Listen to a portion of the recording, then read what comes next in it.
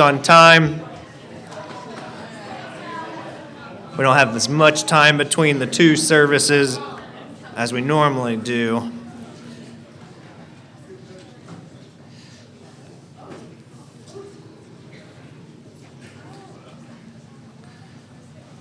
I had to run back. I think our hot water heater's leaking. So that's going to be, I don't think it is. I know it is leaking. The question is how bad and how much hot water will we have for the day, but we should make it through, hopefully get that all situated. All right, I'm glad everybody can make it in for the Bible study. I'll open up in prayer. If everybody go ahead and bow your heads. Dear great merciful God, we come before you so very thankful for this opportunity to come together on your holy day, your feast day, where we know that you have a perfect plan for us in store. And every year we get to go through your plan of bringing us into your family, making us part of your divine family and helping us to get there. And this reminder of what we're doing. You know, we just come through the days of unleavened bread where we don't eat anything with leavening as a symbol of the removing sin out of our lives. And now we have the big job of doing that the rest of the year. And as we get into this day, we just ask that you be with the Bible study, help us to open our hearts and our minds, help me to give it in a easy to understand way so that we can apply this and really make it part of who we are. And that's everything that we're trying to do in this world and this life that you've given us. It's a physical life of trying to be more like Jesus Christ, and that what that is just putting on your nature, putting on everything it is that makes you who you are. And so we just ask that you be with those who are still going to be traveling today. We ask that you be with all those who are going to have services around the world, because this is such a foundational day for all of your people. And we love you, and we ask all of this in Jesus Christ's name. Amen. All right, so I put together a Bible study that's going to reach back to the beginning of the week. It's an interesting topic because there's a lot of different ideas of what's going on. I threw together a PowerPoint, hopefully that'll help with this. But today what I want to do is I want to address a critical question that is always good to consider. It's always good to evaluate and look at it. And the reason being is because it runs hand in hand with one of the oldest controversies of the Bible. It's the timing of the Exodus, the timing of the Passover in the Exodus, when the meal took place, when all that happened, in correlation to how Jesus Christ upheld it, when Jesus Christ did it.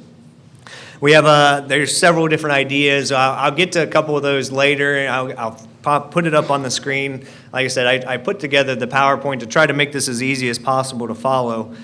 But this all stems back to the idea that Jesus Christ actually changed the timing of the Passover. That last Passover that he kept with the apostles, he actually adjusted the time in order to actually line up in the correct time frame. But what I want to do today, as we go through this, as we talk about this, what we're going to get down into is, was the Passover held on the 14th or the 15th? Was it held on the 14th or the 15th? And we're talking about the Passover in the Exodus, the Passover lamb, of when it would have been slaughtered, when it would have been eaten. Was that on the evening of the 14th, or was it on the evening of the 15th? Was it eaten at night? Was it eaten during the day? We have this time period with the Exodus and with Israelites in Egypt at that time. We can look at it and go, does it even matter? Does it matter? Everything matters, right? When we're talking about the Bible, when we're talking about the pattern that God set, the timing that God set, we can say about anything. Do the holy days matter? Does the Sabbath matter? We can go through a whole long list of things that the world goes, well, it's not that big of a deal because we've changed the meaning. And we look at it and go, no, it is a big deal. We can't just change what we want. We can't just make different ideas out of different things. And so we talk about this, of when this Passover would have been eaten, that first Passover with the Israelites still in Egypt. It's a question of history and chronology. There's too many O's and L's in there. History and chronology, the timing of everything that played out with the Israelites. Things that help us is understanding some of the words and some of the phrases that are used in Exodus and Deuteronomy and Numbers as we go through some of those scriptures.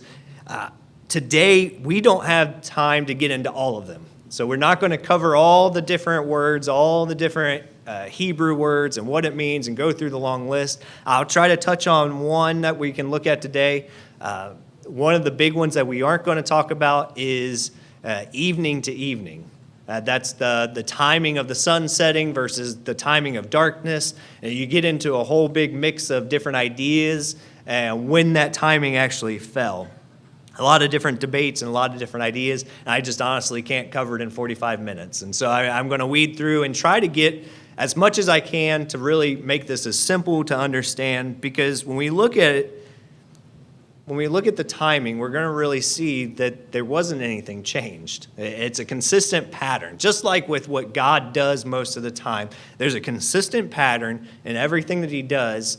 And if we're wise enough and we're smart enough, if we're humble enough, we can end up rooting it out and seeing how he is consistent without making our own assumptions. Christ set that perfect example.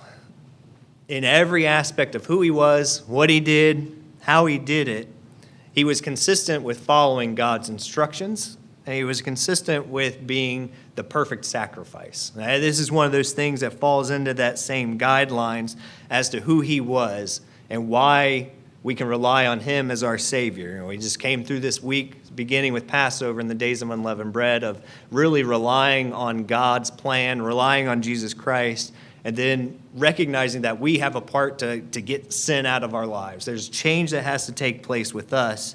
And that started way back with this instructions given to Israel in Egypt. And so when we teach the observance of the New Testament Passover at the beginning of the 14th, the evening section of the 14th day, we're following Christ's example. We're following the pattern that he set for us. Not that it just changed it, but that he had it set up perfectly. There's this infographic here that we have as a church up on the screen. And what this does, generally, most of the time, we use this one when we're having discussions about Easter in comparison to Easter. Because this is one of the easiest infographics that we have in showing the Good Friday, Easter Sunday idea versus the timing of when Christ actually kept the Passover, when he was arrested, when he was crucified, and then when he was resurrected. And so this is lined up, this lines it up. You can find it out on our website, but that's one of the most times that I see this used. It's in that discussion with Easter and the resurrection being on Sunday morning versus God's timeline of when it actually occurred. But we can rest assured that when Christ set his example for us to follow, he did it in the evening. And what you'll see on the far left side, it has it columned out between the evening and the day portions. But this is the example that we follow. As the United Church of God, this is the pattern, this is the example, this is our methodology for why we keep Passover on the evening of the 14th, which is the beginning of the 14th. We'll talk about that in a little bit as far as the days and the timing and counting goes. But this is the structure that we follow, that Jesus Christ was crucified on a Wednesday afternoon. He died right before sunset, and therefore he was resurrected right before sunset on the Sabbath, on the Saturday. It wasn't a Sunday resurrection like many believe today. So there's a couple of scriptures. When we start talking about whether or not, I wasn't sure if you'll be able to read that. Oh, good. It is big enough. It's always hard on your little computer screen or whether or not it's actually going to blow up enough so you can see it. These are accounts that make it quite clear that what Jesus Christ and his disciples were observing was truly the Passover. It was actually the Passover that they were keeping the evening before he died. This wasn't a time shift. This wasn't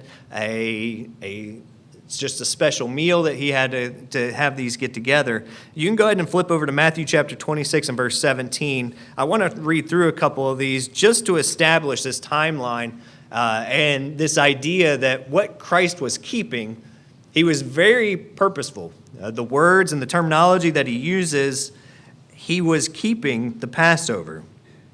If Christ was crucified on Passover day, then the event occurred during the evening at the beginning of the 14th, which is what we just looked at with the infographic before. This is Matthew chapter 26. If you look at verse 17 here. Here it says, I'm in chapter 27. That doesn't help me any. I'm a day late. It says, now on the first day of the Feast of Unleavened Bread, the disciples came to Jesus saying to him, where do you want us to prepare for you to eat the Passover? And he said, go into the city to a certain man and say to him, the teacher says, my time is at hand. I will keep the Passover at your house with my disciples. And so the disciples did as Jesus had directed them, and they prepared the Passover. So he says this is the Passover. You can flip over to Mark chapter 14. We find the same thing. It's going to be a little redundant as we go through these Gospels because we're seeing this pattern of what they heard, what they were doing with him, what they were getting ready to experience with him. Now, they had no idea that these symbols were getting ready to change. They had no idea what they were about to face, which is what we do with the New Testament Passover today with the bread and the wine. They were expecting a general Passover meal like they had been doing, but things were about to change for them. But here, if you look at Mark chapter 14 and verse 12, here's another account. It says, now on the first day of unleavened bread, when they had killed the Passover lamb, his disciples said to him, where do you want us to go and prepare that you may eat the Passover? And he sent out two of his disciples and said to them, go into the city, a man will meet you carrying a pitcher of water, follow him. Wherever he goes in, say to the master of the house, the teacher says, where is the guest room in which I may eat the Passover with my disciples? So again, slightly different, but the same context. Christ is saying this is the Passover. They actually had just slaughtered the lamb right before this one. Because that's what's so nice about the Gospels, right? We get little pieces of information from each one of them. They keep adding on. They complement each other. And then one more. If you look over at Luke chapter 22. Luke chapter 22 and verse 8.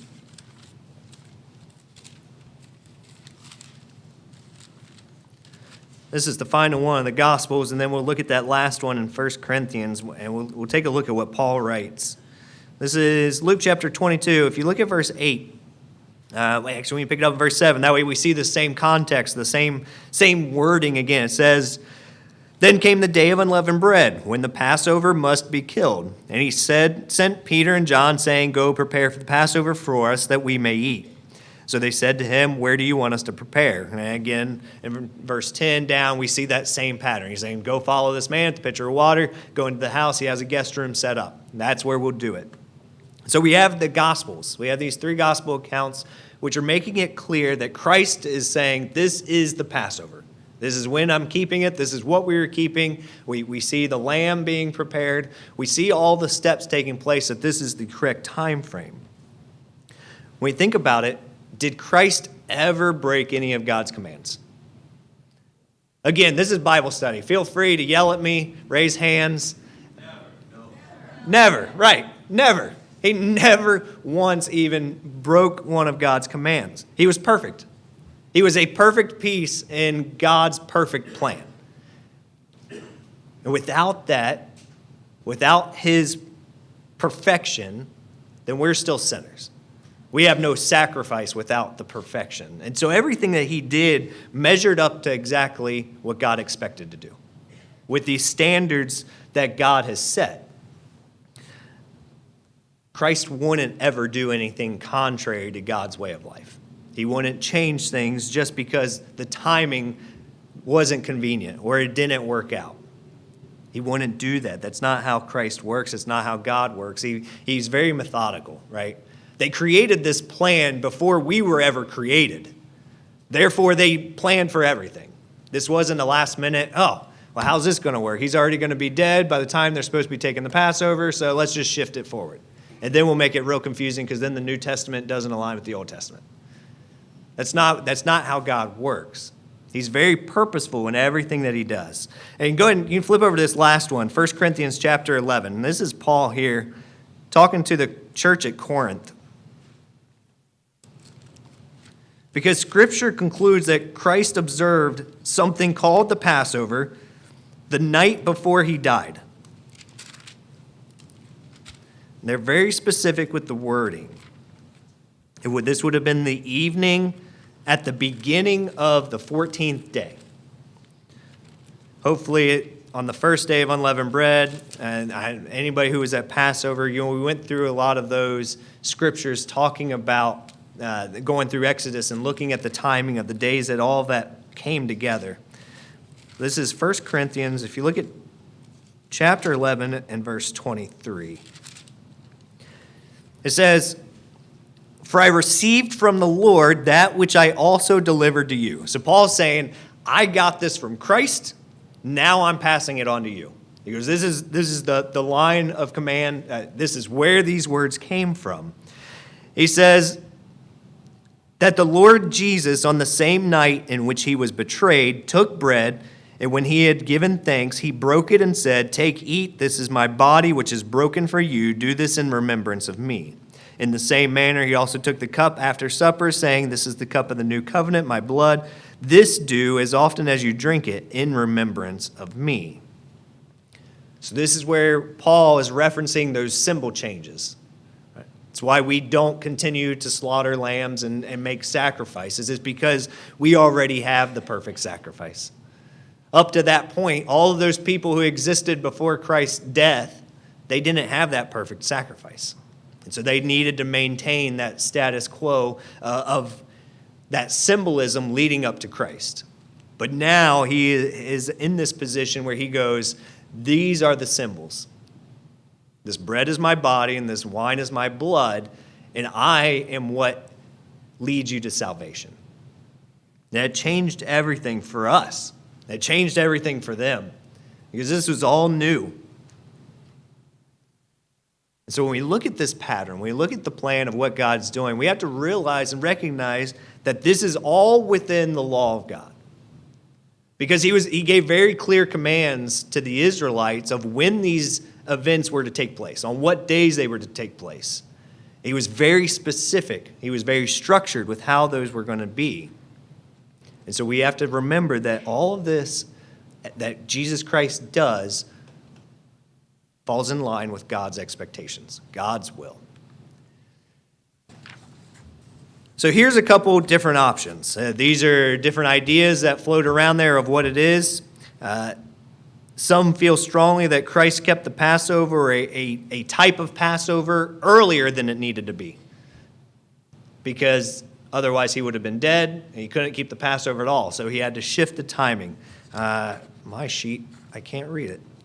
My printer ink is all wonky, so I was going to read these for you. Don't know if my eyes are quite good enough to read. All right, so the first one, it says, Christ was observed for the Passover as he had always observed it, at least with his disciples. And at the time, he had always observed it. So he was consistent, right? This is the idea that he had done it one specific way. He continued to do it that way. And that's the pattern that we see. That's the way he had always done it. The second one, Christ did not observe the Passover since he was dead before it occurred. It was some sort of pre-Passover meal eaten the night before.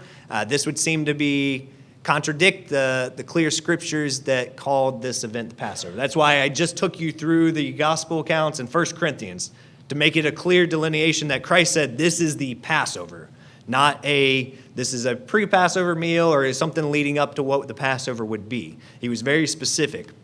Another idea, Christ made an exception and kept the Passover a day early to set an example for our observance in the New Testament Passover. So again, because he was going to be dead when it should have been done, he moves it, he shifts it. Number 4, during the time of the Second Temple, it was equally acceptable to eat the Passover at either the beginning of the 14th or the beginning of the 15th.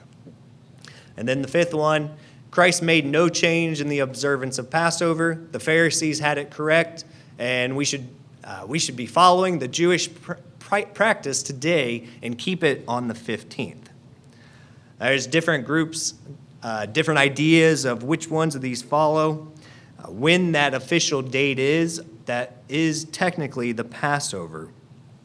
But when we look at all these, we can see why it gets so confusing, because there's different scholars and different groups that have different ideas of how this took place, why it took place. We could easily rationalize and say, oh yeah, makes sense. If Christ was going to be dead, he kind of had to shift things. He had to make an exception for something. One of the things that we can consider, though, is if he was modifying. And think about this. If Christ and the apostles at this time were modifying the tradition, they were modifying the standard.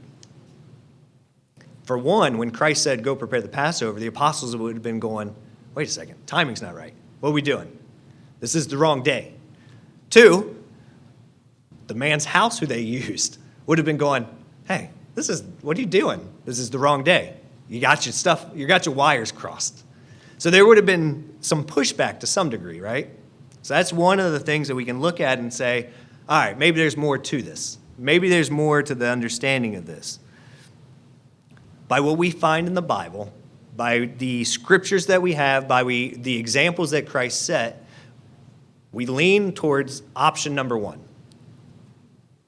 That Christ did it the way that he was supposed to do it, and the way that he had always done it. He wasn't changing anything, he wasn't modifying it, but he was sticking to the standard. And what we're going to look at here in a minute is that actually goes all the way back to the Exodus. It matches the timing. It matches the timing. There would have been a lot of issues with some of these things as the moving pieces, that if Christ was doing this at a different time than everybody else, if he was the only one out of place. One of the things, I told you I don't have time to get into all the details of this, but at this point in time, from the accounts that we have, it looks like the Sadducees were in control of the temple. They had the authority over the temple. But the Pharisees had authority over all of the synagogues. So you have these two major leading powers having different ideas. I don't know if you've ever looked into it, but the Pharisees and Sadducees had different ideas as to what day Pentecost was on. That's one of the disputes that they always fought about. So it wouldn't be uncommon to think this would be another timing issue that the Sadducees and the Pharisees didn't coincide with. And so if Christ did this at a time, and there were some people who were already doing it this time, it wouldn't have been that big of a deal. We never see Christ address the timing of Passover, and so sometimes people say, well, he would have corrected this.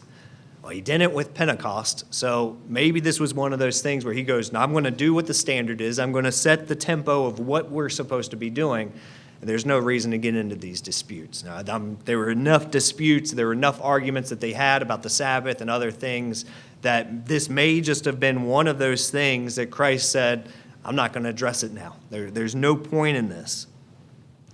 And so this is one of those scenarios where we go, okay, this makes sense of why Christ and the apostles could have kept the Passover on the correct night without bringing up too much attention, even though we know that it was likely that the Pharisees were still doing some sacrifices on the 15th as they get into that. One of the other things that we lean towards is there was not a consistent observance of Passover in the Old Testament. There was a time frame, you can flip back. Actually, you know what, I'll just quote it for you. You don't have to go there. I don't even know how I'm doing on time. Okay.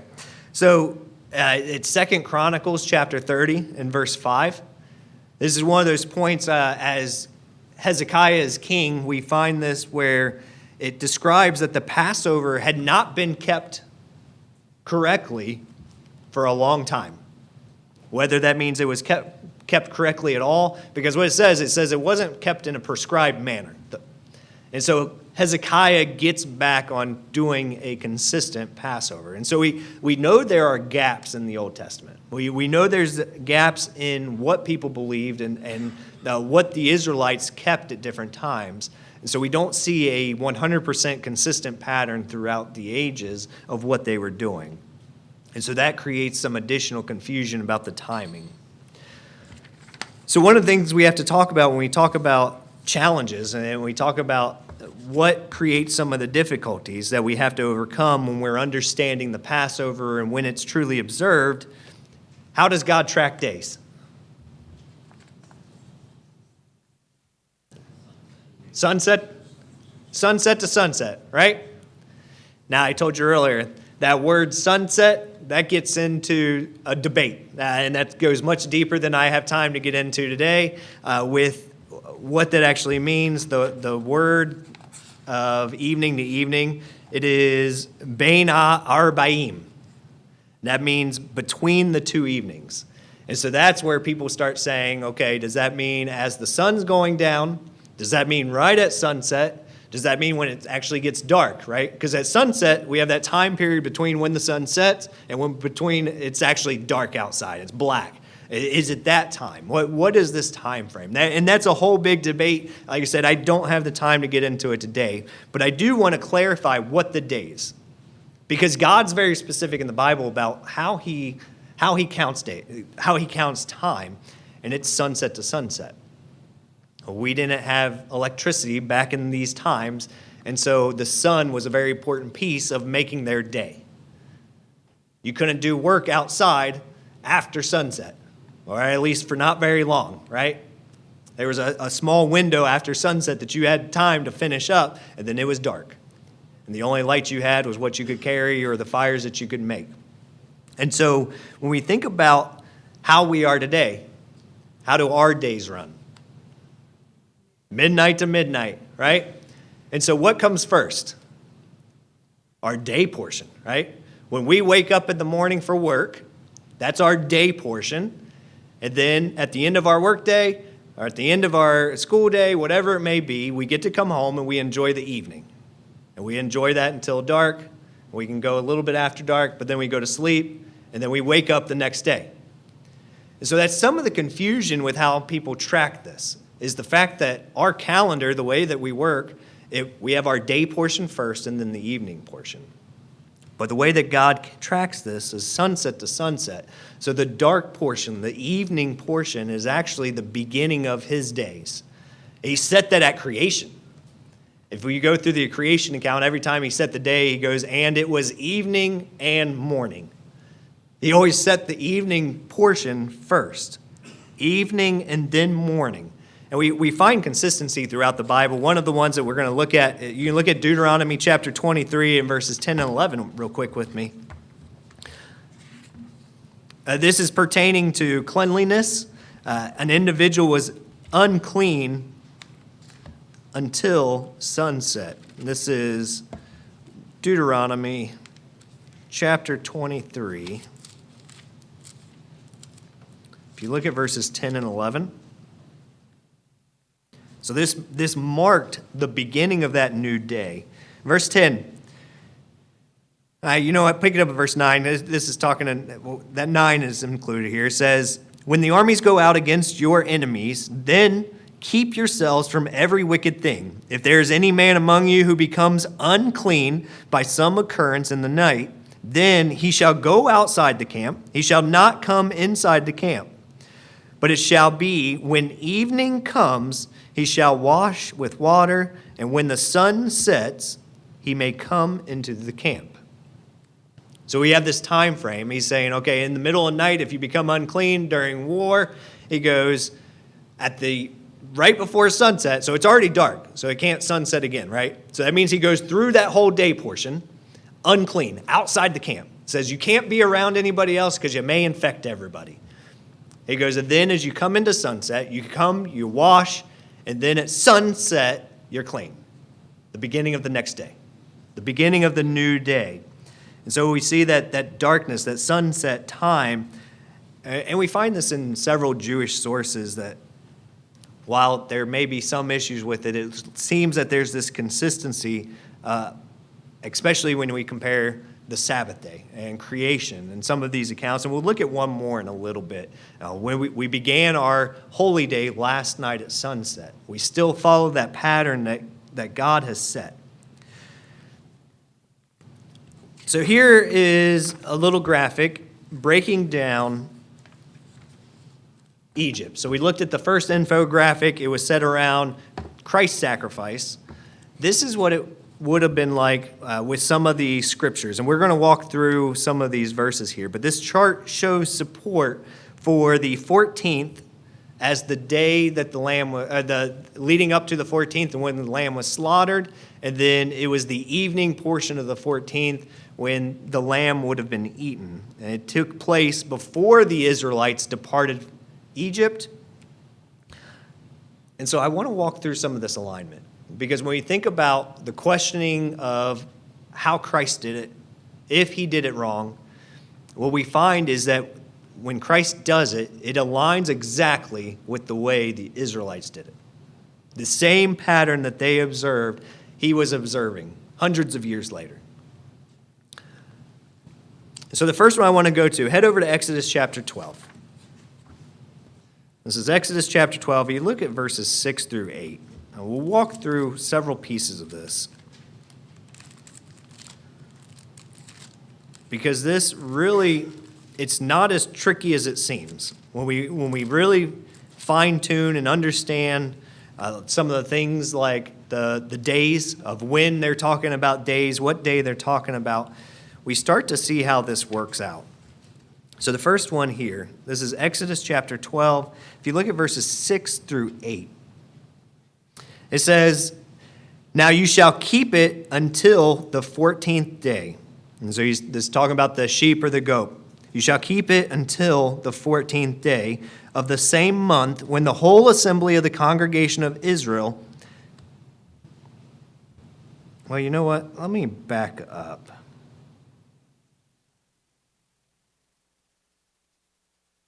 Because I want to give a little bit additional. I want to show, I don't want to just reference it. Look at, I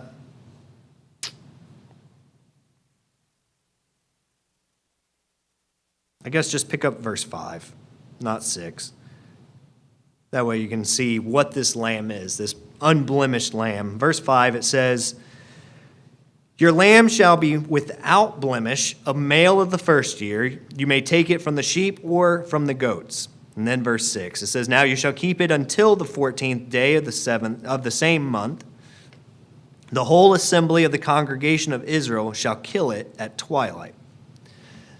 So this lamb or the sheep or goat is picked out on the 10th day, and it says you are to keep it until the 14th. You keep it up to that point. It was selected on the 10th day of the month, and then it was kept till the 14th. I haven't looked into this enough. I know there have been pastors throughout the years. Some of my family, we were actually talking about this, trying to see if somebody had asked if there was information, if any of us had information. There are some scholars, there are some ideas that this lamb was actually brought into the house, that this lamb was treated as part of the family. On the 10th day, it was taken in, it was treated like a child, part of the family, part of that group. It was kept that way until the 14th. Again, I haven't looked into it enough to find if there's enough evidence to prove that.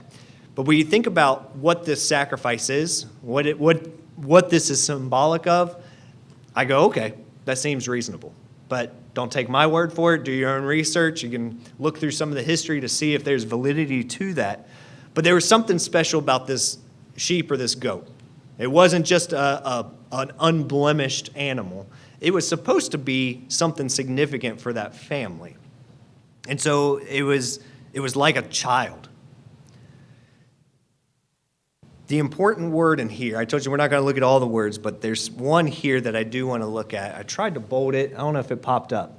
It says, if you look at verse 6, it says, "Now you shall keep it until the 14th." It says until the 14th. Now, in not every case in the Hebrew does that not include up to or past that point. But when you think about even in our language today, for our younger ones, our teens and our preteens, if I said, "Hey, you're grounded until next week," does that mean you're grounded this week and next week? No, it means you're grounded up until that point in time, and then going forward, you're ungrounded. This was the same with this lamb. It was to be held up until the 14th, not to include the 14th. So that lamb was most likely slaughtered right before sunset, right around that time period as we're getting into the 14th day, so that it then could be cooked, and then it would have been eaten for that Passover. That would have been their meal as the Egyptians are losing all their firstborns. A significant thing in the history of the Egyptians, a significant moment for the Israelites. But we have this biblical example. If you head over now to Leviticus 11, you can hold your finger here. But in Leviticus 11, we find another example of this, of where it doesn't include that end marker, just up to that point. This is Leviticus chapter 11. If you look at verses 24 and 25.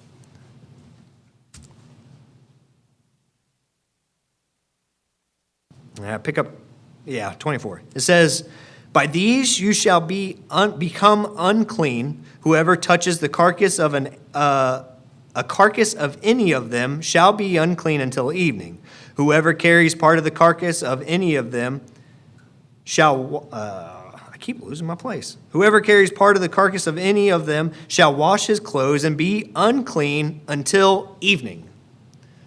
So similar to the men at war, this says that time frame is they're unclean until evening.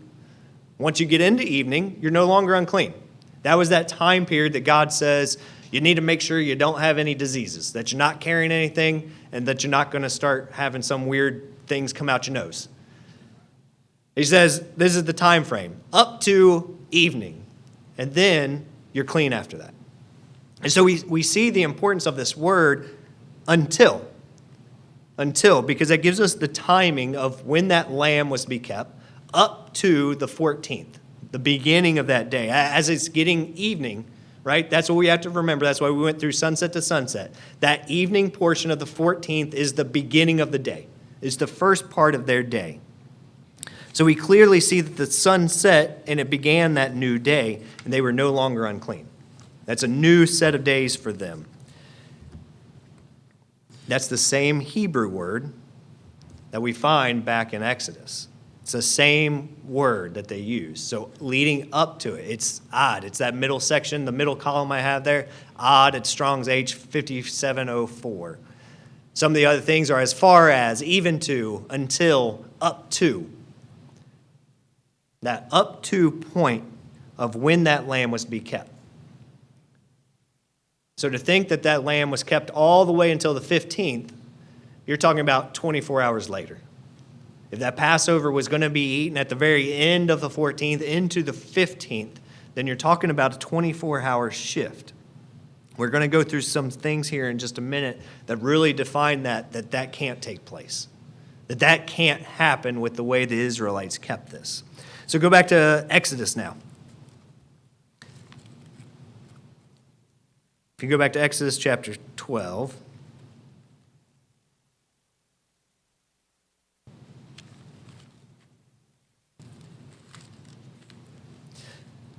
I told Fort Wayne last week I have to be really careful in this part of the Bible because all of my pieces are out. And sometimes it likes to fall out of my Bible. So if I ever lose track, you'll know it's because I have wrong pages that got mixed up and I didn't realize it. And then I've got like 15 before 12 and it becomes a mess. But I've been pretty good lately of keeping it together. So if you look at verse 7 of chapter 12.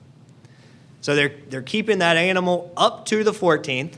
So we have this time frame. It's the beginning of the 14th day. It's right around sunset.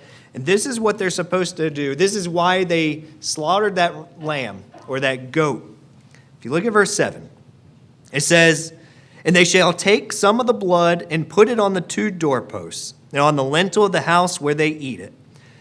Then they shall eat the flesh on that night, roasted in fire with unleavened bread, and with bitter herbs they shall eat it." And then if you drop down to verse 21, because that's the next thing we're going to look at. So this lamb, or this sheep, it was used as this sacrifice. This was the blood that went on the doorpost that would tell God to pass over this house. And so we start to see this full timing start to come together. Because if that was done on the 15th, then that completely shifts the day that the Passover took place. Now, Exodus chapter 12, if you look at verse 21, it says, I've got these up on the screen for you too. It says, Then Moses called for all the elders of Israel, said to them, Pick out, take the lambs for yourselves according to your families, and kill the Passover lamb. Verse 22. And you shall take a bunch of hyssop, dip it in the blood that is on the basin, and strike it on the lintel of the two doorposts with the blood that is in the basin. And none of you shall go out of the door of his house until morning. So we get a little extra piece of information here, right? Not just put the blood on the doorposts.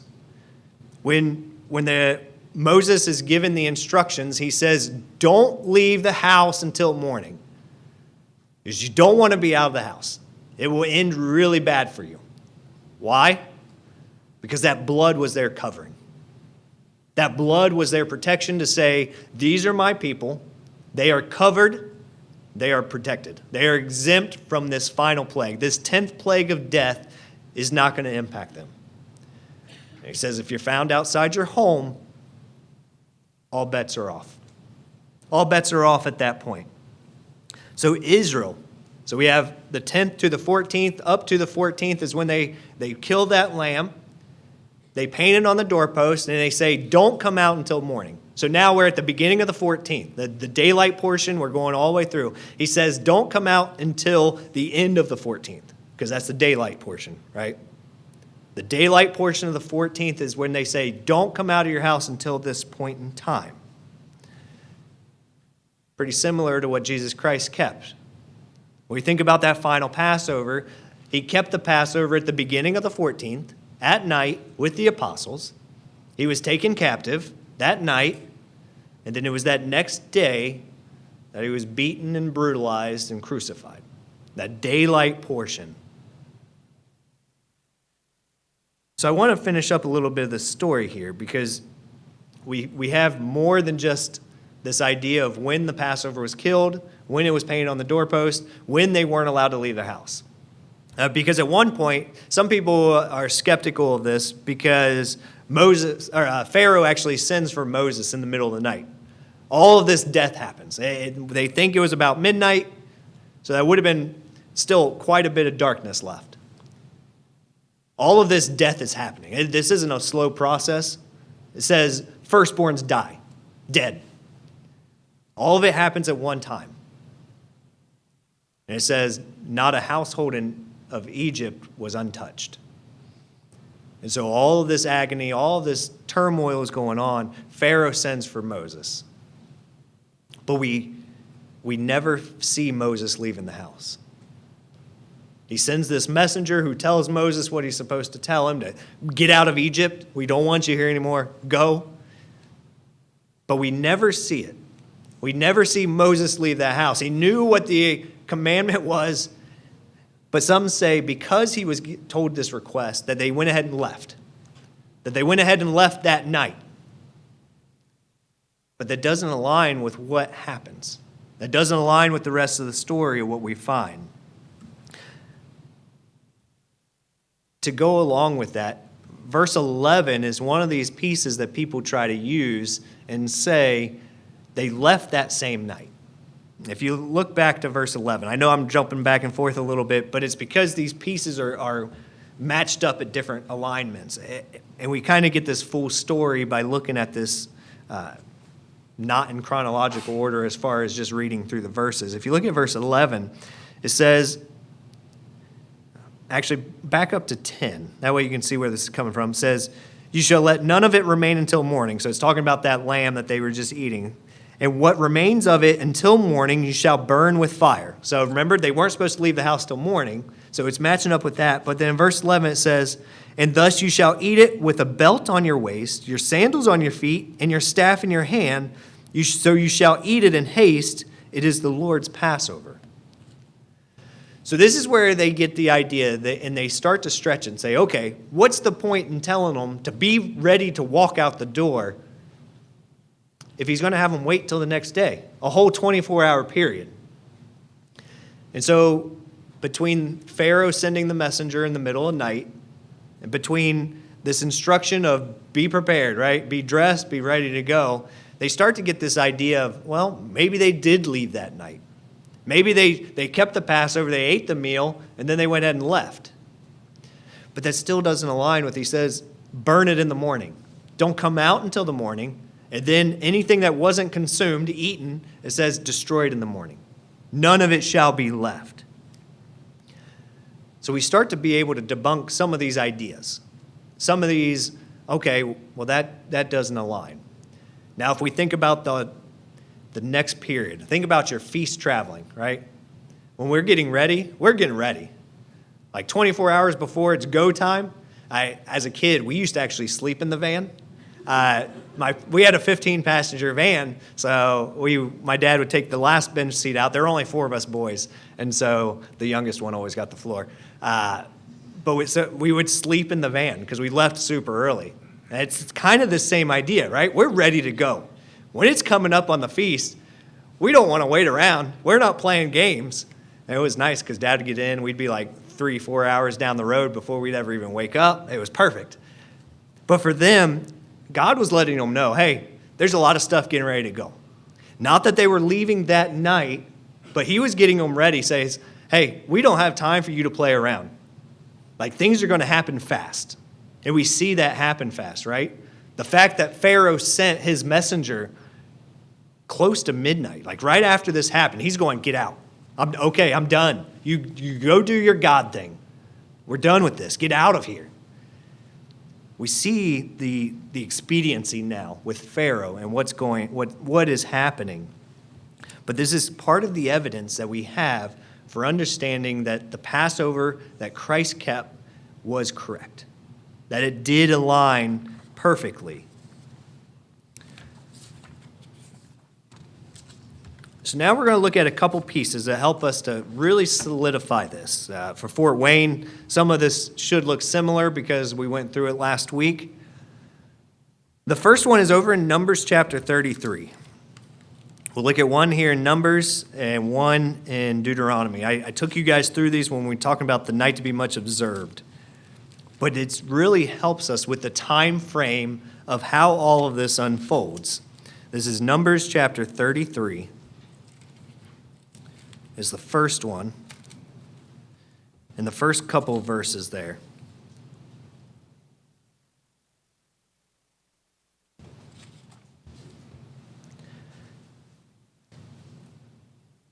Verse 1, it says, "These are the journeys of the children of Israel who went out of the land of Egypt by their armies under the hand of Moses and Aaron.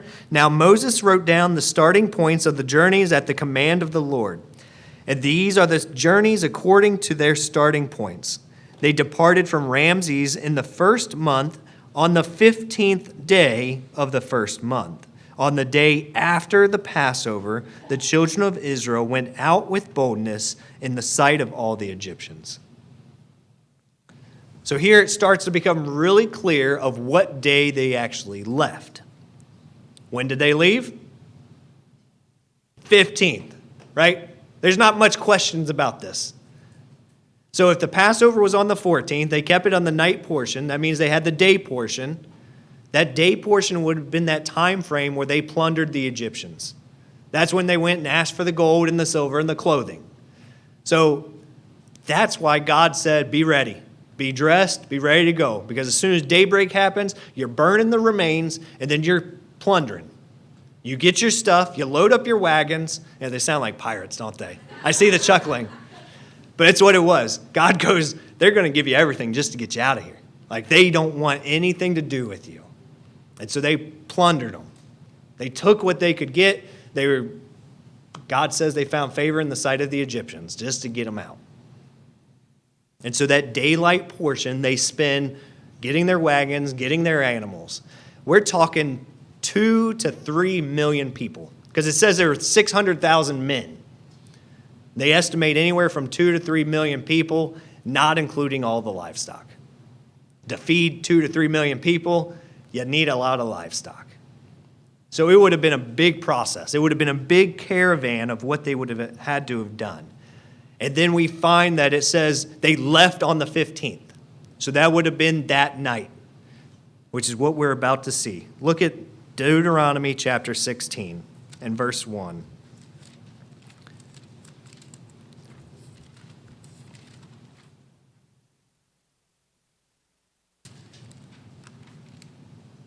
It's Deuteronomy.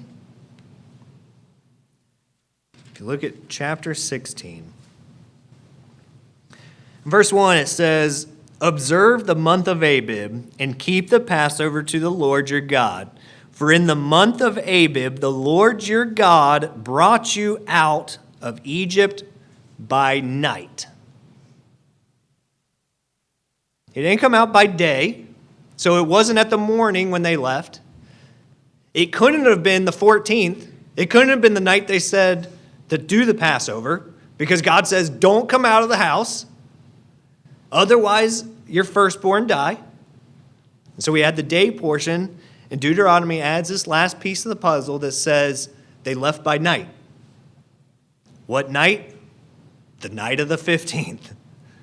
At sunset, it was the new day, the 15th, beginning the night portion. That's when they left. That's how God's plan works. That's how Israel fled Egypt. The 14th, the beginning of the 14th was Passover. Through the night, they stayed in their houses. At daybreak, they got ready to go. It took them all day. Like I said, talking about millions of people. Millions of people. It's bigger than the population of Indianapolis. It's like two to three times the size of Indianapolis. Do you imagine how long it'd take to get all of Indianapolis up and together and to just walk out? This isn't a 10-minute job of let's go get in the van. It's going to take all day to get things ready. And not just themselves walk out. They were taking all of their belongings. They needed that whole day to get ready to go. And we see that they left on the 15th at night. They left at the beginning of the 15th day. There was no changing of the timeline. There was no changing of how Christ observed the Passover from the original timing of the Passover. Christ kept it just as the Israelites kept it. He kept it perfect. He set the tone for us. And when we circle back, there isn't a new timing in the New Testament. The new covenant doesn't have a new timing for the Passover. It's consistent with what God did with Israel. We see the same things. We see new symbols, but we see the same timing, the same days being kept. We see the ultimate sacrifice. And so it's not really as confusing as it sometimes seems.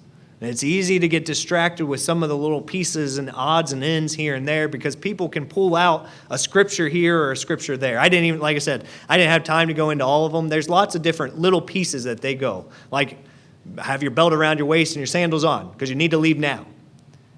It's easy to jump to that until we put together all the other pieces. And once we do, we see the timing of that. And Christ kept it perfect, just like he always did. That's all I got. So that wraps that up. We will begin services at 2:30 today. But feel free to mingle, go eat, have fun. We've got a jar of cookies that need to be gone. We unloaded some at the Evans house the other night, but we didn't unload near enough.